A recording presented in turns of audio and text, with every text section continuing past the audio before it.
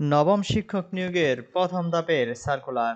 আসসালামু আলাইকুম সম্মানিত ভিউয়ার্স, বেসরকারি শিক্ষক নিবন্ধন ও প্রত্যয়ন কর্তৃপক্ষের এনটিআরসি এর যারা নবম শিক্ষক নিয়োগের জন্য অপেক্ষা করতেছেন, তো আজকের এই ভিডিওটি তাদের জন্য। আজকের এই ভিডিওতে আপনারা জানতে পারবেন এনটিআরসি এ তারা 19তম শিক্ষক নিবন্ধন সার্কুলারের পরিবর্তে নবম শিক্ষক নিয়োগের বিজ্ঞপ্তি নিয়ে যে বিশেষ তথ্যটি দিয়েছে এবং এখানে প্রথম ধাপে যে সার্কুলারটি প্রকাশ করতে যাচ্ছে এই সম্পর্কে আমরা আপনাদেরকে বিস্তারিত জানিয়ে দিব। তার জন্য অবশ্যই সম্পূর্ণ দেখার চেষ্টা করবেন, আর যারা একেবারে নতুন যুক্ত হয়েছেন তারা চ্যানেলটি দ্রুত সাবস্ক্রাইব করে ভিডিওটি শেয়ার দিয়ে রাখুন, যাতে পরবর্তীতে আপনাদের প্রয়োজনীয় সকল গুরুত্বপূর্ণ আপডেট তথ্যগুলির নোটিফিকেশন পেয়ে যান। ভিউয়ার্স, আমরা কথা বাড়াবো না, আমরা আপনাদেরকে জানিয়ে দিব 19তম নিবন্ধন সার্কুলার সম্পর্কে বিস্তারিত। তো আমরা প্রথমে দেখে নেব এনটিআরসি এইখানে 19তম নিবন্ধন সার্কুলার সম্পর্কে যে তথ্যটি দিয়েছে। বেসরকারি শিক্ষক নিবন্ধন ও প্রত্যয়ন কর্তৃপক্ষ এনটিআরসি নবম শিক্ষক নিবন্ধন পরীক্ষায় 100 বিষয়ে প্রবেশ পর্যায়ে সহকারী শিক্ষকের শূন্যপদে নিয়োগ দেওয়া হবে।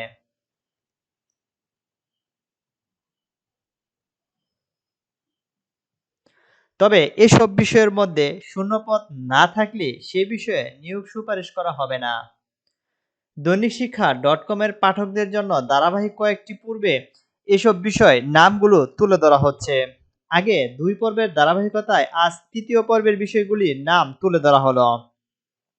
সহকারী শিক্ষকদের জন্য বাংলা বিষয়ে শূন্যপদ রয়েছে 726টি, ইংরেজি বিষয়ে রয়েছে 131টি, ব্যবসায় শিক্ষায় রয়েছে 2টি, গণিত বিষয়ে শূন্যপদ রয়েছে 1011টি অর্থাৎ 1611টি, পদার্থবিজ্ঞানে 5333টি, পদার্থবিজ্ঞানে কিন্তু প্রচুর শূন্যপদ রয়েছে।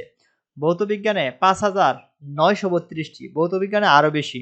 রসায়নে রয়েছে 4817টি এবং জীববিজ্ঞান, উদ্ভিদবিজ্ঞান, প্রাণীবিজ্ঞান বিষয়ে শূন্যপদ রয়েছে 1841টি।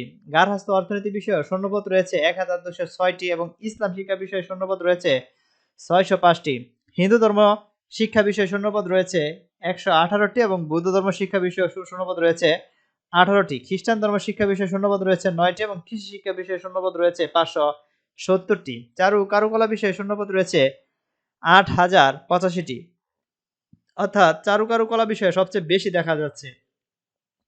এবং তথ্য ও যোগাযোগ প্রযুক্তি বিষয়ে শূন্যপদ রয়েছে 4901টি, প্রায় 5000। শারীরিক শিক্ষা ও ক্রীড়া বিষয়ে শূন্যপদ রয়েছে 3927টি এবং ফিজিক্যাল এডুকেশন ইনস্ট্রাক্টর বিষয়ে শূন্যপদ রয়েছে 104টি। প্রদর্শন, তথ্য ও যোগাযোগ প্রযুক্তি বিষয়ে শূন্যপদ রয়েছে 566টি এবং কম্পিউটার প্রদর্শকে শূন্যপদ রয়েছে 69টি।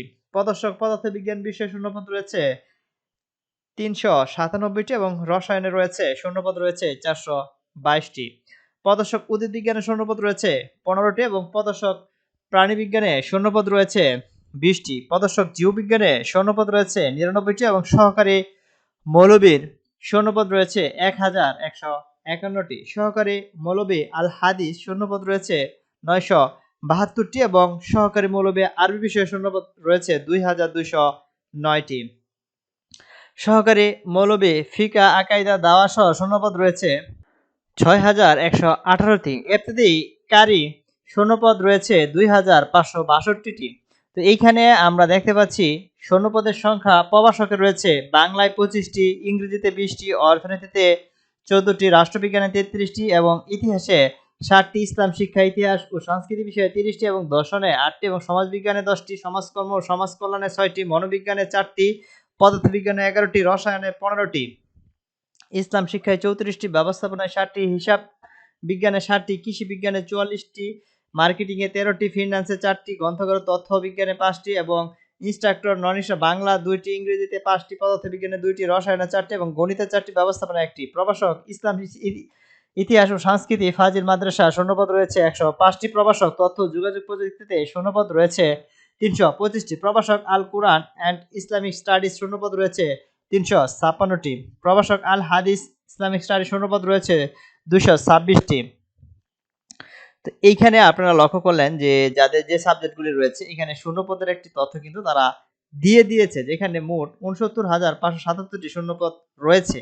তো এখন আপনাদের সার্কুলারটি খুব দ্রুতই প্রকাশ করা হবে, অর্থাৎ এই সপ্তাহের মধ্যে চূড়ান্ত হবে সার্কুলারটি, এবং আমরা আশা করতেছি এই সার্কুলারের মধ্য দিয়ে আপনারা আবেদনের সুযোগ পাবেন। হয়তো এই মাসে বা আগামী মাস থেকে আবেদনের একটি সুযোগ রয়েছে। সেক্ষেত্রে আপনাদেরকে আমি বলতে চাই, যারা পরবর্তী আপডেটের জন্য অপেক্ষা করতেছেন তারা অবশ্যই আমাদের চ্যানেলটি দ্রুত সাবস্ক্রাইব করে নোটিফিকেশন অন করে রাখবেন, যাতে পরবর্তীতে আপনারা প্রয়োজনীয় সকল আপডেট তথ্যের নোটিফিকেশন পেয়ে যান। ধন্যবাদ।